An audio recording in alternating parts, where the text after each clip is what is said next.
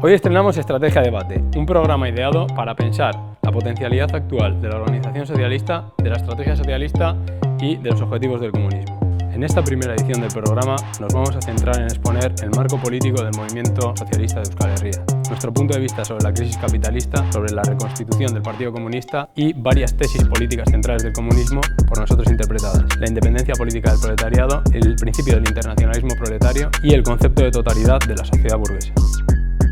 Amigos y enemigos del socialismo, bienvenidos a Estrategia Debate.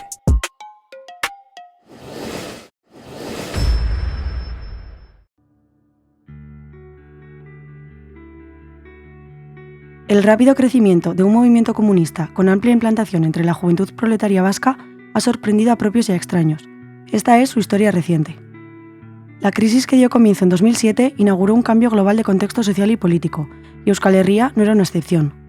Solapadamente, ante la bancarrota definitiva del proyecto político del Movimiento de Liberación Nacional Vasco, diferentes opciones políticas comenzaron a abrirse paso mientras que otras quedaban fuera de juego. El malestar crecía mientras la desigualdad social aumentaba. La burguesía se hacía más fuerte, mientras que la clase media vasca entraba en proceso de descomposición progresiva. La crisis económica provocaba un desgarro en el imaginario social, especialmente de las nuevas generaciones trabajadoras. El escenario social desembocó en ruptura política generacional. La aristocracia obrera, junto a la pequeña burguesía nacional, se apropiaba definitivamente del partido de la izquierda abertzale para convertirlo en la plataforma política legalizada de sus intereses de clase. Mientras tanto, una nueva generación proletaria vasca llegaba a la conclusión de la necesidad de su independencia política de clase y de una ruptura estratégica y política integral con el paradigma político clásico de la izquierda abertzale.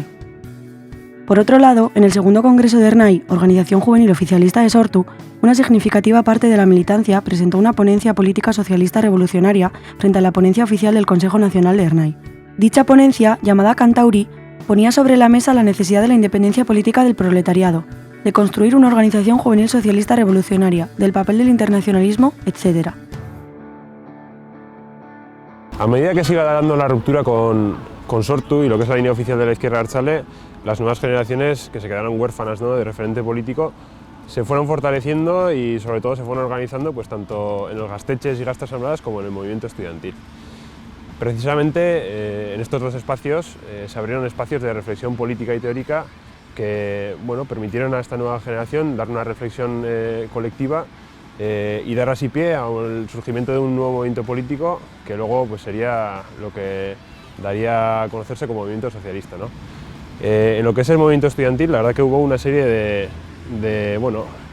situaciones o fechas o cosas destacables, ¿no?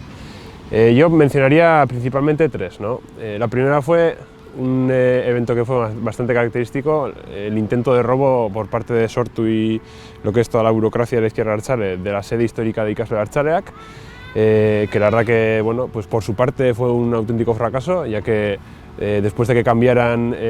la propiedad de la sede, incluso entraran dentro poniendo una cerradura y una alarma, pues el movimiento estudiantil organizó una campaña y recuperaron la sede, ¿no? Estamos hablando de noviembre de 2019 y es precisamente en ese mismo año, ¿no?, en el 2019, donde se realizó el 7º Congreso de Ikasle Abertzaleak, donde ya Ikasle Abertzaleak adoptó el Estado Socialista Vasco como objetivo estratégico y en concreto en la educación pues la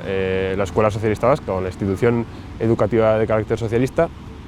y que ya marcó, vamos a decirlo así, pues un momento a nivel político muy importante en ese proceso de ruptura y ya de desarrollo de unas posturas o un programa ya comunista, ¿no? Desde entonces, la verdad que la evolución del movimiento estudiantil y de Ikasle Abertzaleak ha sido muy destacable, con la creación de UIB, Unibertsitateko Indar Batasuna, una plataforma, ¿no?, en la que se unieron diferentes agentes y colectivos del movimiento estudiantil, dinámicas también propias de huelgas, de libertades políticas, etcétera, etcétera, que también a nivel de la educación de enseñanza media pues ha tenido mucha relevancia, y con esto pues se constató un proceso de desarrollo de todo un movimiento que pues hace, pues diríamos que 6, 7, 8 años pues la izquierda abertzale intentó dilapidar, intentó liquidar, y la verdad que ha sido emocionante pero a la vez esperanzador, ¿no? Tras la ruptura del Congreso de Ernai, dan comienzo encuentros comarcales entre diferentes gasteches organizados, sobre todo en Guipúzcoa y Vizcaya. Muestra de ello son las topaketas de Beasain, Hernani y Abadiño. Cientos de jóvenes integrantes de decenas de asambleas juveniles se juntaban para debatir sobre la cuestión del espacio, del antifascismo o del poder proletario, entre otras cuestiones. La gran adhesión a la ruptura política en centros ocupados y gasteches hizo surgir a Erraki, organización política y de lucha que tiene por objetivo aumentar progresivamente las condiciones de autodefensa y control proletario del espacio. Lo primero que hizo Erraki fue fomentar la autoorganización en red para la autodefensa conjunta de todos los espacios que estuviesen dispuestos a asumir unos compromisos comunes de autodefensa colectiva. La autoorganización para la defensa de espacios ha hecho un trabajo notorio financiando el pago de multas y luchando contra los desalojos. También es destacable la labor política que desempeña organizando campañas y manifestaciones ante la ofensiva del Estado contra la ocupación y contra las empresas fascistas como Desokupa. En el ámbito del feminismo, la fractura estratégica de las nuevas tesis comunistas también provocó la aparición de una organización comunista, Itaia, la Red de Mujeres Socialistas. Desde 2018 se creaba como órgano de reflexión teórica y política para abordar la problemática de la opresión de género desde un punto de vista socialista. En 2020, Itaia se constituyó como organización socialista de mujeres, muy crítica con el feminismo hegemónico de clases medias y con el objetivo de poner el foco de lucha en la mujer proletaria y su situación. En poco tiempo, Itaia despegó como organización y se territorializó por toda Euskal Herria, organizando sus primeras jornadas en Zumárraga, donde reunió alrededor de 800 militantes. Su breve recorrido le ha servido para convertirse en referente de movilizaciones contra la violencia machista en todos los rincones del país, en referente ideológico contra la mercantilización sexual de las mujeres proletarias o la sobreexplotación laboral de la mujer proletaria. En el año 2022 ha celebrado su segundo encuentro, en el que ha reunido a más de 1000 personas en Hernani. Todos estos episodios de apertura de líneas de lucha de clases, de autoeducación, de reflexión y de progresión de complicidades entre distintos sectores desembocaron en la presentación de Gazte Coordinadora Socialista, GKS, respondiendo así a la necesidad de constituir un referente político general de la ruptura generacional política, junto con la edificación de una herramienta organizativa para la lucha de las problemáticas juveniles del proletariado vasco. Presentamos Gazte Coordinadora Socialista en febrero de 2019 y durante ese curso político nos dedicamos sobre todo a crear núcleos militantes en distintos pueblos y ciudades de Euskal Herria. Finalizamos ese curso político con el primer encuentro nacional del movimiento socialista, que fue el primer Gazte Topagune socialista que se celebró en Azpeitia. Alrededor de 500-600 jóvenes nos reunimos en aquel Topagune y muestra del desarrollo que tuvo el movimiento socialista es que cuando pudimos celebrar el segundo Topagune, que se celebró en Altsasu al de año y medio, reunimos ya alrededor de 2.500 personas. El desarrollo de GKS se da en el contexto de la pandemia y yo creo que crece sobre todo porque acierta en la lectura de coyuntura, entiende que detrás de las medidas restrictivas hay una ofensiva de clase por parte de la burguesía con intención de suprimir los derechos políticos y sociales de la clase trabajadora vasca. Entonces GKS se presenta como agente activo para defender los derechos de la juventud trabajadora vasca y mediante movilizaciones denuncia una y otra vez tanto el recorte de esos derechos como la criminalización que la juventud está recibiendo por parte del gobierno navarro y el gobierno vasco y por parte de la policía. Si hace algunos años nos hubieran dicho que seríamos capaces de movilizar a 7.000 personas en Iruña y en Bilbo bajo el lema "Paremos la ofensiva económica y política de la burguesía", nadie se lo hubiera creído. Pero gracias al trabajo de cientos de militantes que trabajaron disciplinadamente y gracias a la capacidad política del movimiento socialista, fuimos capaces de demostrar internacionalmente la vigencia que tenía el comunismo como ideología de masas o el potencial que podría tener. Y además fue toda una declaración de intenciones de toda una nueva generación de militantes. Por último, en el contexto de ofensiva profundizado mediante la excepcionalidad de la pandemia, el movimiento socialista presentó los consejos socialistas o Consellos Socialistas. El primer Consejo Socialista nace el 11 de diciembre del 2021 en Iruña y le siguen en cascada las presentaciones de los consejos socialistas de cada comarca de Euskal Herria. Los consejos socialistas, aún en proceso de configuración, están llamados a ser los órganos de dirección política socialista de las luchas estratégicas por los derechos políticos del proletariado revolucionario,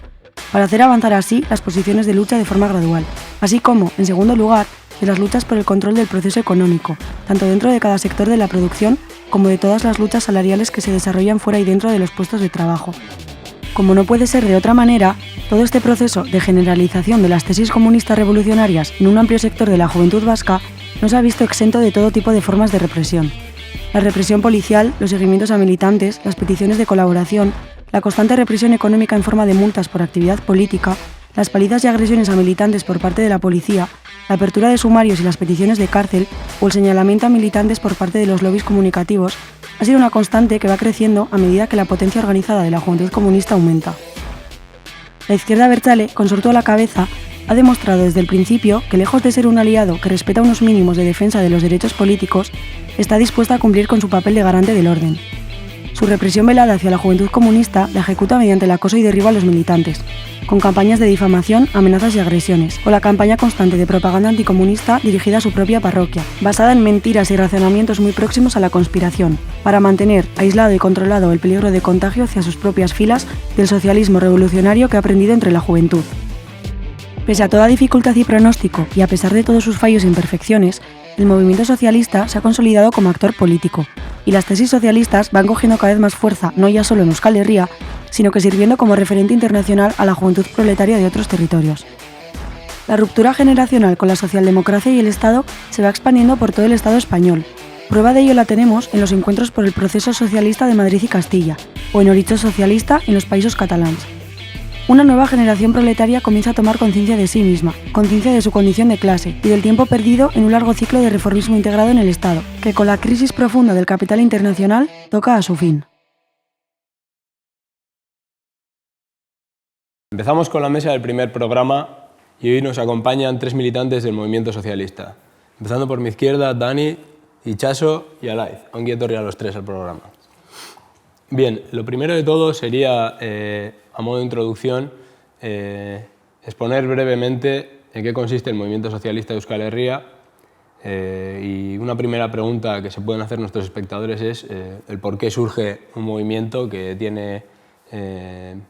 cierto tamaño, cierta capacidad de movilización y que la ha adquirido además de forma bastante rápida, teniendo en cuenta que defiende unas tesis comunistas. Sí, para entender un poco el por qué surge, me parece interesante atender a las razones o a las condiciones que creo que han hecho o han propiciado el surgimiento, ¿no? En este sentido, yo hablaría de la conjunción de 2 fenómenos, de los cuales el primero me parece sustancialmente primordial, que es el proceso de proletarización que se viene aconteciendo como la expresión de una profunda crisis del sistema capitalista, sobre todo acentuada desde la última crisis financiera, ¿no? Este proceso de proletarización, del cual podremos hablar más profundamente a lo largo del programa, es la que ha generado la base material o las condiciones objetivas que han hecho, como he dicho, impulsar que haya surgido un movimiento de tales características.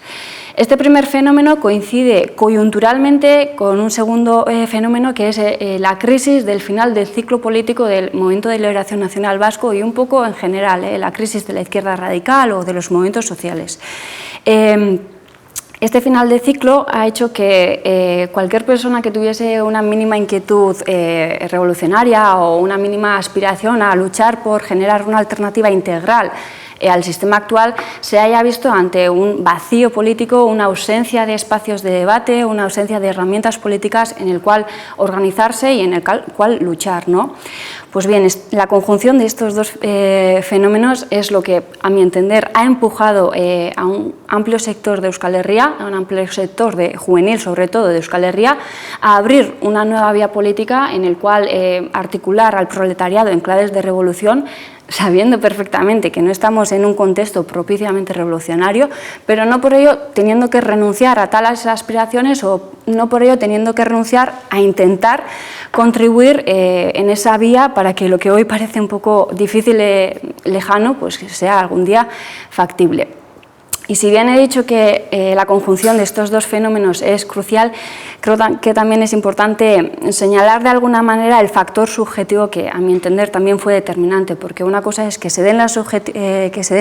condiciones objetivas, pero si no hay nadie que ejerza sobre ellas, pues realmente queda en agua de borrajas, ¿no? Y en ese sentido yo subrayaría de alguna manera pues, la determinación y la valentía que tuvo pues, una nueva generación de intentar ensayar una nueva vía política cuando todo parecía que se estaba apagando, pues lejos de quedarse en casa apostaron por juntarse, por debatir, por intentar entender lo que pasaba y por intentar teorizar una nueva práctica política. Y en este sentido, pues yo personalmente me encontré ante una generación jovencísima, pero al mismo tiempo preparadísima, con muchas ganas de trabajar, muchas ganas de hacer algo en serio, de contribuir a un proyecto político que veía necesario, y creo que esta subjetividad pues, es también de mencionar, ¿no? Entonces, tendríamos dos claves importantes, que serían, por un lado, la crisis capitalista y una ruptura generacional en lo que respecta a condiciones de vida y demás, de toda una nueva generación joven de trabajadores, y, en segundo lugar, el agotamiento político del ciclo de la izquierda abertzale anterior,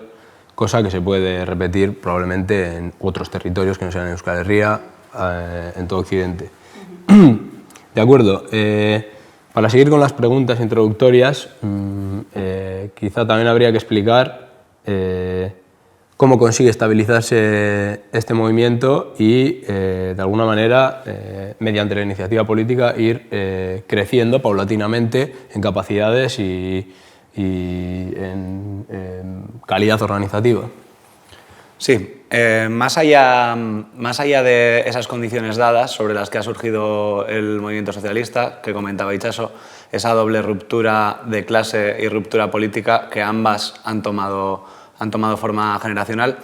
creo que podemos apuntar distintos factores que expliquen el crecimiento y la estabilización que ha tenido durante los últimos años el movimiento socialista. El primer factor, y muy clave, yo creo que podría ser la apuesta seria por la formación teórica, la apuesta por el estudio del marxismo,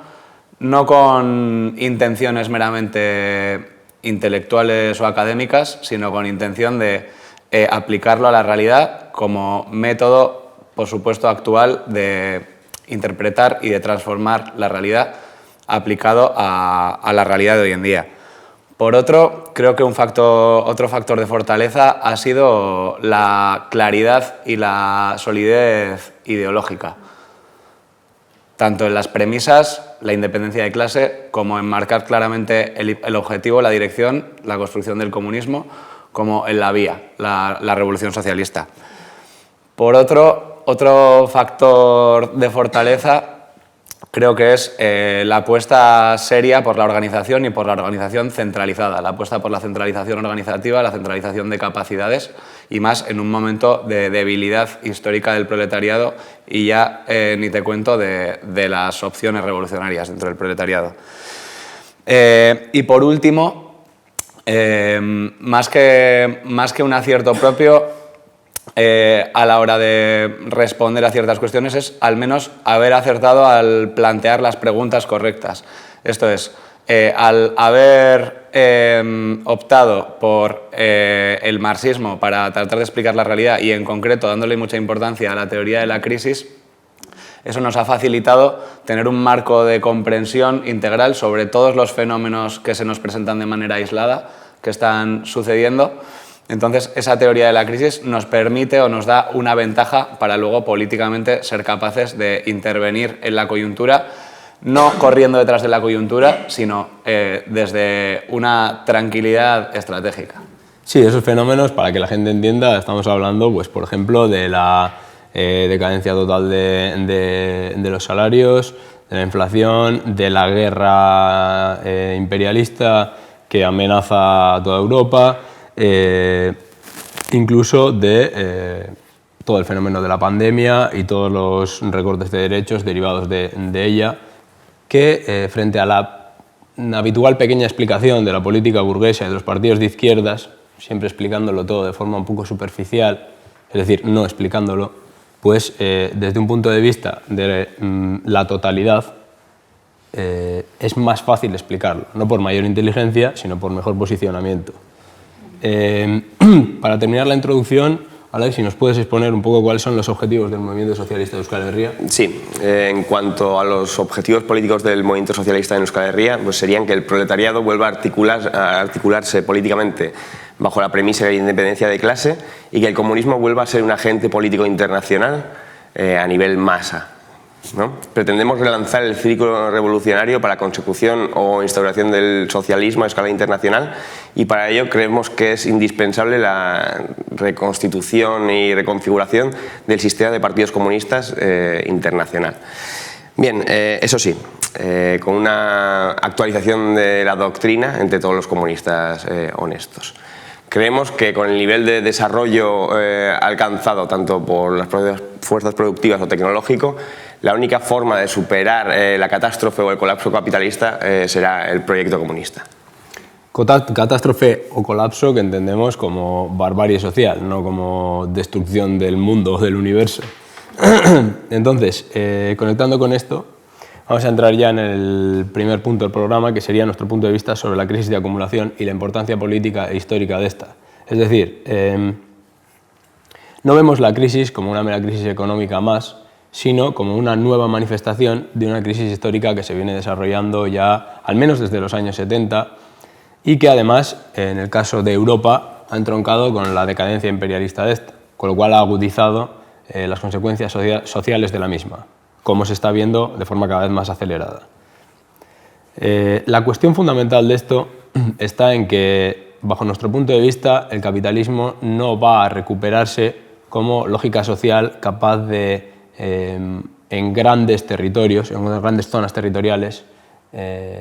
proponer un modelo de civilización para una mayoría social,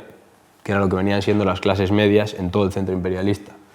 Es decir, ¿por qué es esto? Porque el capitalismo ha perdido su capacidad de alimentar su lógica de creación de plusvalía. Todas las tasas de ganancia, en la perspectiva, la tasa de ganancia global y sobre todo las tasas de ganancia en lo que venía siendo el centro imperialista, tienen una perspectiva de crecimiento muy pobre en los mejores de los casos para las siguientes décadas, y todo esto se está viendo, las consecuencias de esto en, sobre todo, la crisis de la sociedad del trabajo. ¿Qué quiere decir esto? La crisis de una sociedad en la cual el trabajo legitimaba el acceso a toda la riqueza social de la clase trabajadora. Ahora estamos encaminándonos a una sociedad en la cual el trabajo no solo no está garantizado, sino que la mayor garantía, o lo más acercado a una garantía, es que no va a haber trabajo para una mayoría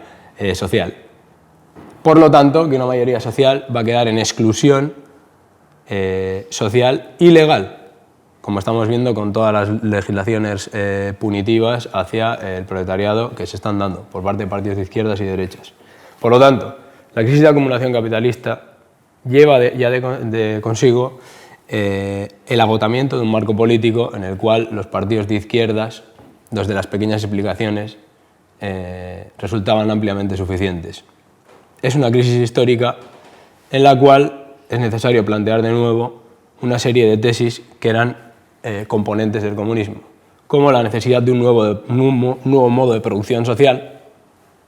una nueva organización económica que no esté basada en el trabajo como instancia de legitimación del acceso a las condiciones de vida. Con esto, ojo, no queremos decir que no haya que trabajar, pero este tema lo trataremos en un programa aparte. En segundo lugar, la necesidad inevitable e ineludible de expropiar la totalidad del capital y de suprimir la existencia de la clase de los explotadores, cosa que los partidos de izquierdas de ninguna manera incluyen en su programa. Y, en tercer lugar, muy importante en conexión con esto y para poder desarrollar todo esto, la necesidad progresiva de construir las condiciones para un Estado proletario. Es decir, estas tesis revolucionarias del comunismo son imprescindibles para que un nuevo proletariado mayoritario tenga una oportunidad política para sacar la cabeza y no ahogarse. Bien, de esta crisis vemos que se derivan otra serie de esta crisis general, vemos que se derivan otra serie de expresiones de crisis. Si quieres, Dani, profundizar un poco en esta idea de la crisis social. Sí, como apuntabas, cuando hablamos de crisis capitalista, de crisis de acumulación, no nos referimos simplemente a una crisis en el estrecho ámbito económico, sino a una crisis de toda la sociedad capitalista. Y esto tiene reflejo o se expresa en distintos fenómenos, en distintos ámbitos.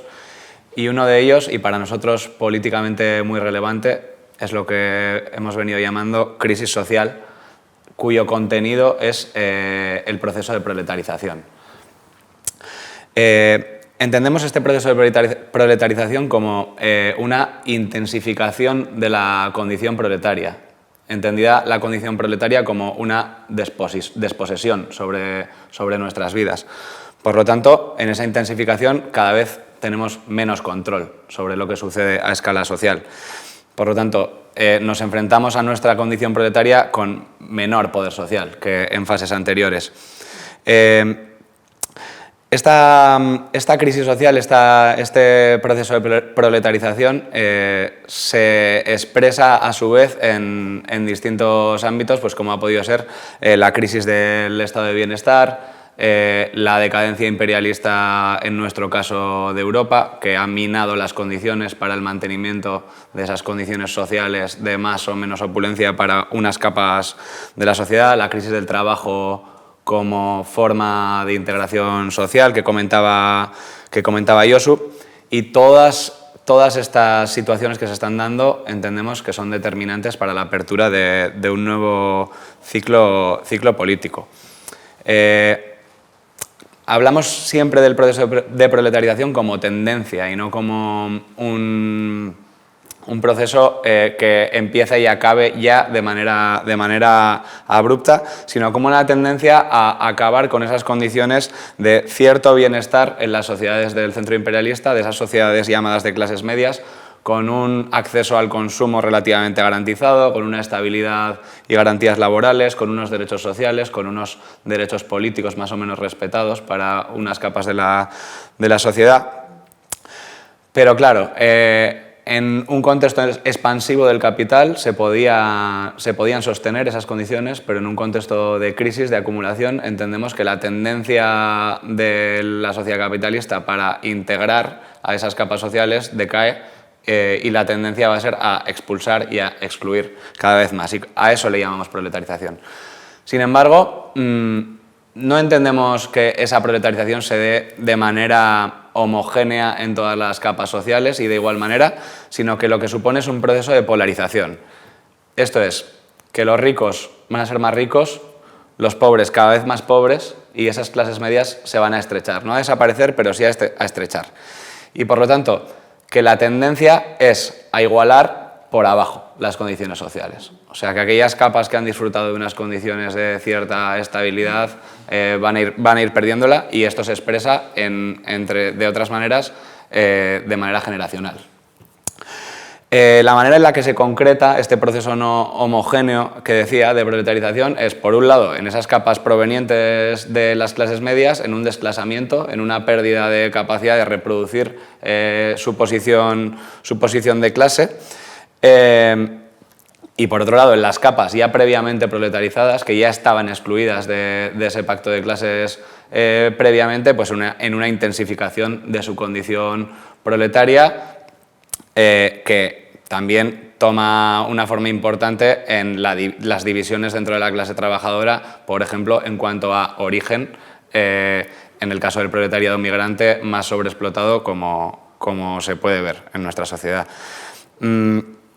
Cuando decimos que este proceso es tendencial, que no es abrupto, entendemos que va abriendo progresivamente las opciones para volver a plantear y a volver a poner sobre la mesa una propuesta política revolucionaria. Esto no quiere decir que se transforme automáticamente la ruptura social o la ruptura económica en ruptura política, pero es nuestra apuesta tratar de conseguir convertir esa ruptura social en ruptura política. Y por último, frente a esta realidad de proletarización cada vez más acuciante, se presentan ciertas luchas de manera parcial, de manera aislada, de momento de manera débil, planteadas desde el estrecho marco de la lucha económica, haciendo frente a esas condiciones de vida cada vez más proletarizadas que se nos están imponiendo, pero desde nuestra posición entendemos que esas luchas están condenadas a la impotencia e incluso a la competencia y al enfrentamiento entre distintos intereses dentro de la clase trabajadora. Por lo tanto, nosotros entendemos que esa recomposición de la clase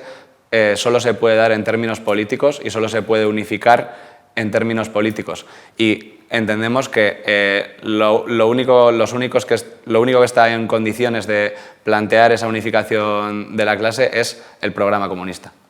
En conexión con todo esto, creemos que hay unas manifestaciones más concretas de la crisis especialmente en lo que respecta a la crisis política en los estados o del modelo de estado y a la crisis ecológica y bélica. En lo que respecta a la primera, la crisis política o la, de alguna manera, situación de inestabilidad política en los estados responde, bajo nuestro punto de vista, a una ofensiva política de la oligarquía financiera por aniquilar los derechos de las clases trabajadoras, derechos políticos, obviamente, antes de que éstas puedan reaccionar organizadamente ante la ofensiva económica y social. En conexión con esto, Alay, si nos puedes explicar cuáles son los elementos centrales de esta reforma autoritaria del Estado. Bien, cuando hablamos de crisis política nos estamos refiriendo a la destrucción del Estado de Derecho o a la destrucción de la democracia occidental. Hemos visto, por ejemplo, cómo han declarado inconstitucional el estado de alarma y aquí no ha pasado nada. O estamos viendo también cómo el Estado está perdiendo, la burguesía, o sea, la dictadura del capital está perdiendo su apariencia democrática, es decir, se están cayendo las caretas, ¿no? Esto sería como resultado de la necesidad del capital de destruir todos los derechos de la clase trabajadora para aplastar económicamente a esta clase y mantener su tasa de ganancia. Bien, al no ver independencia política de la clase trabajadora, es decir, que sería la única oposición firme respecto al capital, el capital no tiene por qué hacer ningún tipo de concesión, sino todo lo contrario. Y podemos ver cómo vamos hacia un nuevo modelo de Estado en Occidente, en el que hemos pasado de un estado de bienestar más bien o de apariencia democrática a un estado más autoritario en el que el capital ejerce su dictadura directa,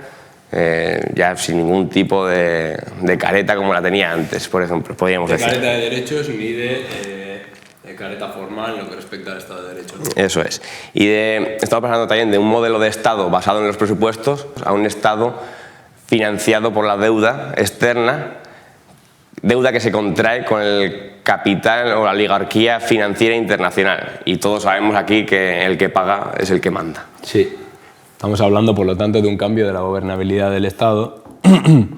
y no de, vamos a decir, una pérdida de la soberanía nacional, porque mandan más o menos las mismas familias, pero sí de un nuevo modelo de gobernabilidad no basado en los presupuestos financiados mediante la imposición a las clases medias, sino mediante la deuda que luego va cobrándose sucesivamente en profundización en la proletarización de las nuevas generaciones. En conexión con esto, para ir cerrando el punto de la crisis capitalista, sería interesante exponer brevemente en qué consiste la crisis ecológica y por qué no hay una solución, digamos, puramente capitalista, y la crisis bélica que estamos ahora mismo viviendo de forma un poco más agudizada. Sí. En cuanto a la crisis ecológica, se podría caracterizar en dos dimensiones. Por un lado estaría la destrucción masiva de todos los ecosistemas, lo cual tiene una consecuencia directa en la degradación de los entornos naturales. Me vienen a la cabeza ejemplos como contaminación de mares, ríos, océanos, contaminación del aire, la destrucción de la capa de ozono, la deforestación total y la aniquilación de miles y miles de seres vivos, ¿no? Todos estos sucesos tienen consecuencias catastróficas que ya los estamos sufriendo. Y por el otro lado estaría la dimensión de los recursos naturales, cuya gestión totalmente irracional, egoísta, nos está llevando a un agotamiento de estos recursos que son vitales para todos, ¿no? De hecho, en este sentido estamos llegando a un escenario bastante límite, porque estamos llegando al pico de producción de todos los recursos, tanto de hidrocarburos como minerales, y la verdad es que no sé muy bien cómo vamos a salir de este atolladero. Básicamente nos estamos devorando y estamos destrozando el planeta y estamos generando unas condiciones cada vez más difíciles para habitar, ¿no? Hay que decir claramente que esta destrucción o este desastre ecológico es una consecuencia clara y directa del modelo de sociedad de consumo generada por el capitalismo, sobre todo a partir de los 50, 60, y por tanto responde a un único, claro y egoísta interés de la clase dominante de generar ganancia por encima de todo. También hay que decir que últimamente, aprovechando un poco que está surgiendo o removiendo la conciencia ecológica, es utilizada esta misma conciencia incluso por los capitalistas, abriendo nuevos caminos o nuevos mercados también, promoviendo una supuesta ecología cuando el mismo sistema productivo capitalista es totalmente antagónica a la ecología, ¿no? Sí, es importante señalar que, de alguna manera, el concepto ecologista de los partidos de la socialdemocracia consiste en presentar como posible solución otro modelo de capitalismo que no solo otro modelo de capitalismo, bueno, y no solo como solución a la cuestión ecológica, sino como solución a todos estos problemas, otro modelo de administración del Estado capitalista y otro modelo de empresa capitalista.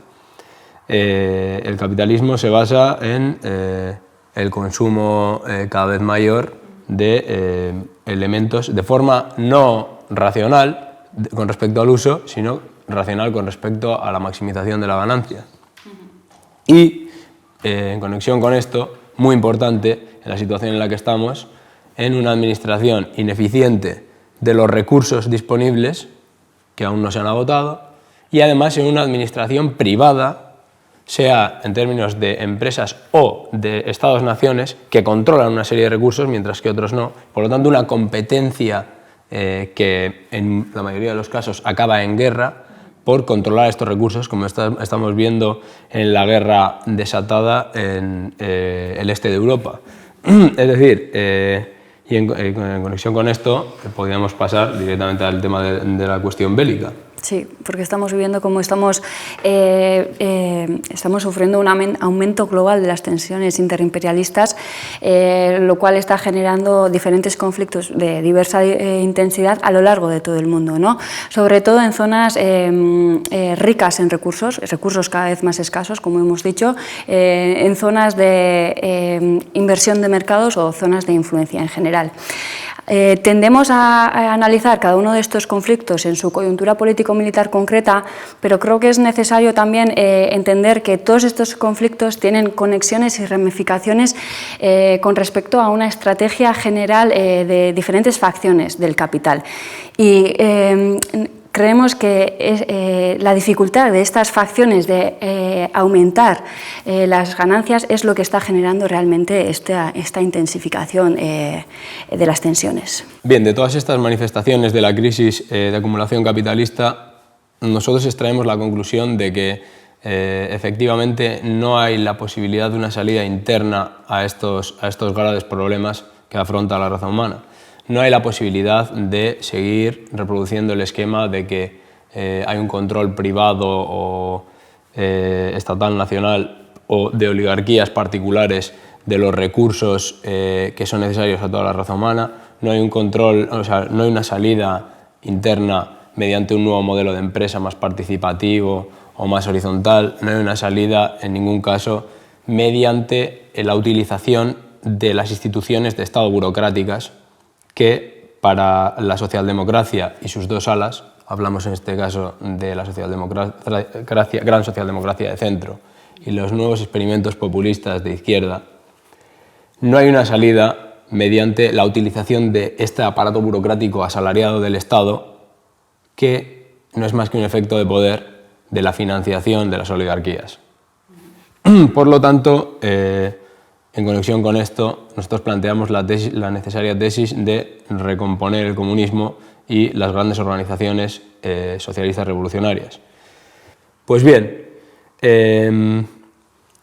no vamos a ser triunfalistas y lo primero que vamos a hacer es reflexionar sobre cuáles han sido las limitaciones del ciclo revolucionario comunista anterior y cuáles serían las claves para no repetirlas. Sí, voy a intentar resumir un conjunto de cuestiones muy complejas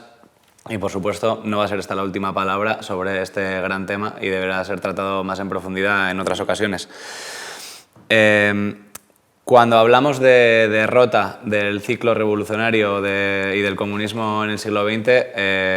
está claro que es una palabra fuerte, derrota, pero creemos que se ajusta bastante a la realidad, al menos del resultado de ese ciclo revolucionario, sin negar, por supuesto,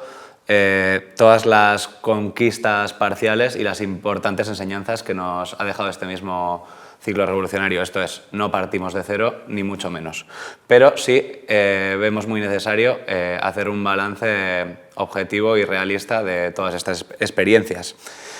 En primer lugar, es necesario fijarnos en por qué las revoluciones socialistas o los intentos insurreccionales no tuvieron éxito en el centro imperialista. Este fracaso del paradigma insurreccional en Europa occidental supuso además la no internacionalización de la Revolución Rusa, lo que marcará todo el desarrollo del ciclo a lo largo del siglo. Y es que el modelo de toma de poder del Estado por la vía militar de manera rápida pudo ser útil o pudo ser adecuado para estados o para territorios de la periferia capitalista, estados que no estaban lo suficientemente desarrollados, sobre todo a nivel cultural y a nivel social, que no tenían una hegemonía y no tenían construida una sociedad civil, pero sin embargo ha quedado demostrado que en el centro imperialista y en Europa occidental sí que tenían esta capacidad y que el paradigma insurreccional no era suficiente. Posteriormente al bloqueo de esta vía insurreccional y de esta internacionalización rápida de la revolución socialista a nivel mundial, el capitalismo demostró su fortaleza y demostró en la fase imperialista su capacidad integradora y asimiladora del propio movimiento obrero, tanto a través de la socialdemocracia como a través de la integración en la democracia burguesa de los propios partidos comunistas, como fue la experiencia del eurocomunismo. Por otro lado, estarían las experiencias revolucionarias que podemos llamar exitosas, esto es, que llegaron a tomar el poder del Estado, exitosas entre comillas, como veremos ahora. Y es que se desarrollaron en países, por un lado, con estados débiles, como decía antes, y por otro, con un capitalismo aún por desarrollar. Por lo tanto, fueron exitosas en la medida en la que realizaron esa revolución democrática o democrático-burguesa que estaba por realizar y en la que desarrollaron de manera acelerada las fuerzas productivas y el propio modo de producción capitalista. Lo hicieron de manera exitosa, de nuevo, por esa vía militar y ya sea a través de partidos comunistas o de movimientos de liberación nacional en los que esa fase modernizadora tomó la forma de liberación nacional, ¿no? Como diría Mao. El resultado de esos procesos es que esos partidos comunistas, no igual que en el caso del centro imperialista, se han asimilado dentro de las democracias burguesas, pero sí han sido engullidos por esos estados que habían tomado por la vía militar. Por lo tanto, deberíamos preguntarnos, paralelamente a ese fracaso de la vía insurreccional en el centro imperialista, a ver si no es que en estos territorios periféricos aún no estaban suficientemente desarrolladas las vías productivas para una consecución de la vía revolucionaria de manera directa para construir el socialismo. Por lo tanto, podemos concluir que, de facto, en todos estos procesos siempre se ha priorizado la parte política o las revoluciones entendidas como revoluciones políticas y que siempre se ha dejado de lado, se ha pospuesto o se ha puesto en un segundo plano la necesaria construcción económica del socialismo y la construcción desde un primer momento de unas nuevas relaciones sociales comunistas. Por tanto, entendemos que está demostrado que no funciona y que no es correcto pretender exportar y trasladar esquemas tanto estratégicos como organizativos que han demostrado su fracaso a situaciones distintas en el tiempo o en el espacio, ¿no? Como nos compete hoy en día. Eso no quiere decir que demos el comunismo por derrotado para siempre y en su totalidad. De hecho, recuperamos gran parte de las premisas históricas del comunismo, como en su momento, por ejemplo, fue la ruptura y el deslinde con la socialdemocracia, y lo que planteamos es la actualización y la aplicación aquí y ahora del programa comunista de nuevo. Bien, entonces subrayar la cuestión del punto de vista dialéctico de la historia del movimiento revolucionario, es decir, no partimos de la nada, todas estas experiencias no solo han sido enseñanzas necesarias, sino proceso real necesario para que lleguemos a una situación como la que estamos ahora. Y por otro lado, identificamos, por un lado, como has dicho, la insuficiencia estratégica en lo que respecta al programa bolchevique de toma del poder. Ojo, no en lo que respecta a las tesis fundamentales del bolchevismo, sino sí a lo que respecta a la doctrina revolucionaria del bolchevismo, que sí que es aplicable, como has dicho, en ciertos estados de periferia, pero que es insuficiente en los estados de centro imperialista o en las sociedades capitalistas desarrolladas. Y, en concreto, también aplicable a toda la periferia, reconocemos la insuficiencia de la doctrina de la construcción económica del socialismo y de la práctica de la construcción económica del socialismo, porque ha sido el gran fracaso del socialismo en el siglo XX. Todos estos interrogantes son necesarios exponerlos en todos sus elementos y buscar una solución a ellos. Bien, la cuestión que se nos presenta en la actualidad es cómo pasar de la fragmentación actual del comunismo y de la insignificancia de las pequeñas organizaciones. Ese es un gran interrogante al que deberíamos de contestar. Nosotros solo tenemos un esbozo de respuesta. No vamos a exponerla en su totalidad en este programa. Entendemos que un concepto central debe ser la necesidad de instituir de forma centralizada una organización independiente del Estado. Del Estado entendido como Estado burgués, es decir, Estado corporativo y burocrático basado en la salarización y por lo tanto como efecto de poder de la oligarquía financiera. Es decir, frente a este Estado es necesario construir o recomponer, si se quiere, la organización revolucionaria como un gran ejército disciplinado capaz de dar respuesta a todas las necesidades organizativas de la estrategia. Eso entendemos que es el movimiento socialista, o que debe llegar a ser el movimiento socialista, un embrión de partido comunista a escala internacional. En el cómo pasar de la fragmentación y el cómo pasar de la insignificancia, hay varias cuestiones importantes a tener en cuenta. En primer lugar, la necesidad de una clara doctrina revolucionaria, pero sobre todo la capacidad de aplicar esta a la coyuntura concreta. Es decir, de aprovechar cada coyuntura concreta para impulsar la organización, hacer que crezca no solo cuantitativamente, sino también desde un punto de vista proporcionado en capacidades cualitativas. Bien, entonces el nivel al que se organiza el comunismo, como el propio manifiesto del Partido Comunista de alguna manera deja claro, es el de que los comunistas no forman un partido aparte junto con el resto de partidos de la burguesía, sino que el Partido Comunista realmente es embrión de Estado y es un contrapoder frente al Estado de partidos de la burguesía, sean estos partidos de distintas ideologías que entran dentro del marco de la cosmovisión burguesa. Esto es lo que debe ser recompuesto como base de contrapoder para conseguir los objetivos anteriormente dichos, que serían un nuevo modo de producción social que dé respuesta a las necesidades de una mayoría y la expropiación para ello del capital. Entendemos que existen tres fases para la recomposición de esta capacidad organizativa de partido. En primer lugar, hablamos de movimiento socialista a la fase que denominamos como fase de lucha cultural, o si se quiere, lo que venía entendiéndose tradicionalmente por el leninismo, lucha ideológica. El objetivo de esta fase es superar la fragmentación de identidades del proletariado y, especialmente, generalizar una cultura comunista y una adhesión al programa comunista en todos los sectores del proletariado. Una vez conseguido esto, con un crecimiento proporcional de la organización y una articulación internacional del proceso, podríamos hablar de partido comunista recompuesto o, como algunos han dicho, reconstituido. Alcanzada esta fase de partido, podríamos plantearnos la ofensiva por el control de la avanzada técnica y por el control territorial, es decir, por la edificación del Estado socialista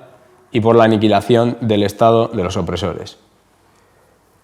En conexión con todo esto y con la posibilidad de reactivar un proceso socialista y revolucionario de estas características, ¿cómo se articula la independencia política del proletariado, Alay? Bien, tenemos que entender que cuando hablamos de independencia política del proletariado nos referimos a que el proletariado actúe como clase, es decir, que actúe con su propio programa político general. Dentro de esta independencia política podemos diferenciar dos momentos, que serían el de la independencia ideológica y el de la independencia organizativa. Tenemos que tener claro que es fundamental que la independencia, que la teoría política sea la que guía todo el movimiento político. Con la teoría política me refiero a tener una idea clara de lo que es el capitalismo, que es la proporción del marxismo, y también a tener o construir una inteligencia colectiva a la hora de saber leer la coyuntura. Independencia política del proletariado, por lo tanto, en la cual la independencia ideológica o, de alguna manera, la importancia del conocimiento y de la teoría revolucionaria es fundamental también para deslindar campos con todo el partido de la burguesía y su ala izquierda. Segundo elemento de la necesaria recomposición del Partido Comunista sería la dimensión de escala, que no solo afecta a la cuestión territorial, sino también a la dimensión que se le da a cada una de las posiciones en cada política y en cada lucha concreta, que sería la del internacionalismo proletario. ¿Puedes exponer esto, Alay? Necesitamos reabrir un nuevo ciclo revolucionario a escala internacional, que si bien tendrá desigual desarrollo o no será simultáneo en todos los territorios por especificidades, inevitablemente tendremos que desarrollarlo en esa escala. Como he dicho, el poder de la burguesía está totalmente internacionalizado y estamos viendo cómo los espacios de decisión política estatales se están trasladando más hacia espacios más supraestatales, como puede ser la Unión Europea y demás. Es algo que no podemos obviar y debemos combatirlo y organizarnos a la misma escala. Por esto nuestra apuesta es clara y lo que pretendemos es reconstituir el Partido Comunista a escala europea. Esa sería nuestra apuesta. Hay que decir claramente que para nosotros el internacionalismo debe integrar necesariamente el derecho de autodeterminación de las naciones y creo y me atrevo a decir que nuestra participación en un proceso de construcción socialista de estas características que estamos comentando puede que sea la única vía real que nos queda para la realización de un derecho de autodeterminación para Euskal Herria en claves liberadoras. ¿Y por qué creo esto? Porque poniéndonos en un caso de un Estado hipotético vasco dentro del marco actual de Estados burgueses de la Europa actual, por muy progresista, muy amable, por muy social, o incluso con una policía más democrática y tal, con todo, teniendo en cuenta que parece bastante quimérico y contradictorio en sí, por muchas cosas bonitas que prometiese, ese hipotético Estado yo creo que no acarrearía más que la perpetuación de la miseria para el proletariado, tanto de aquí como del mundo, como tú has dicho, porque no se puede obviar, aunque nos duela, que ese hipotético Estado estaría construido en bases imperialistas. Y es esta reflexión lo que a mí personalmente me ha llevado a dejar de pensar en una posible autodeterminación formal de corte burguesa que nos podría llevar a una posible independencia, cada vez más lejana, por cierto, pero bueno, una posible independencia como la antesala del socialismo y empezar a entender la construcción del socialismo como una verdadera y única vía que nos queda para conseguir la tan anhelada independencia y tan anhelada libertad para Euskal Herria, ¿no? Y quiero matizar o enfatizar que esta apuesta internacionalista, aparte de ser una lección estratégica, también responde a un principio ético de justicia universal, porque creo que nuestro bienestar nunca debería estar sostenido sobre el malestar o sobre la opresión de ningún proletariado del mundo, y esto nos tiene que llevar a pensar nuestra liberación escrupulosamente conectada contribuyendo siempre a la emancipación universal. Creo personalmente que el hecho de haber nacido en un rinconcito tan privilegiado del mundo tiene esa responsabilidad política adherida. La cuestión de la opresión nacional nos lleva a plantear, bajo mi punto de vista, la última cuestión del programa, que sería el concepto de totalidad capitalista, entendida esta como, desde un punto de vista marxista, como un sistema dividido en clases, en los cuales las clases son clases sociales, es decir, frente a un supuesto economicismo, pero que efectivamente tienen su fundamentación en la dominación económica. Es decir, las clases fundamentales serían la burguesía como propietaria de los medios de producción y por lo tanto de la dirección de la sociedad, y el proletariado, que es de alguna manera el contenido real de todas las clases trabajadoras, que es la desposesión. Un proletariado que es diverso y que, aunque sufre distintas formas de opresión que le son funcionales a la dominación de clase, esto no tiene que llevarnos a edificar identidades, o a permitir, mejor dicho, que nuestro enemigo de clase, mediante su intervención ideológica, edifique distintas identidades y a ponerlas entre ellas para profundizar en la fragmentación de nuestra clase y evitar la emergencia del sujeto revolucionario real, que es el proletariado revolucionario unificado, que con su programa comunista dé cauce a la solución radical de todas estas formas de opresión. La cuestión nacional, la cuestión de la opresión de la mujer trabajadora, la cuestión del racismo, pero también otra serie de prebendas que se les dan a distintas minorías privilegiadas en otras zonas del planeta, como puede ser utilizando la diversidad religiosa, es decir, la opresión de una región sobre otra, a nivel étnico, etcétera, etcétera. Incluso nuevos inventos que hace el capitalismo, como la opresión climática, según la cual hay algunas zonas territoriales del planeta que van a vender a otras zonas territoriales del planeta la posibilidad de contaminar. Todas estas cuestiones tienen su fundamentación en la sociedad de clases, dividida en las clases sociales del capitalismo, y todas estas formas de opresión afectan a los distintos sectores del proletariado. Pero es más,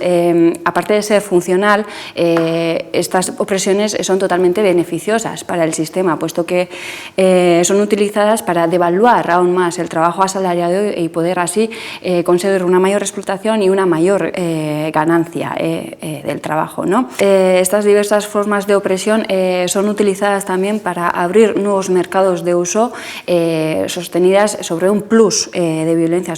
del proletariado, que pueden ser la prostitución o la compraventa de esclavos. Pues nada más, independencia política del proletariado con el núcleo de la independencia ideológica o teoría revolucionaria que indique y que deslinde campos claramente. El principio de internacionalismo proletario con el objetivo y el horizonte de constituir una sociedad de condiciones universales de existencia con una democracia avanzada en la que los expropiadores sean expropiados. Y una estrategia de integración de la lucha contra todas las opresiones dentro de la lucha de clase revolucionaria ejecutada por un gran partido comunista de masas frente al Estado y al capital. Nada más, gracias por participar en el programa los tres y nos vemos en el siguiente programa.